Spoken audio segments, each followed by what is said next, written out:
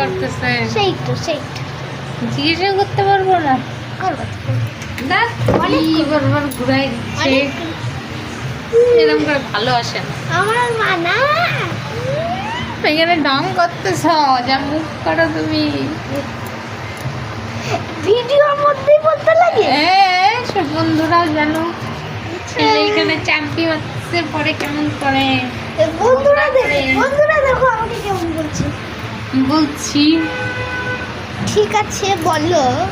বলবো।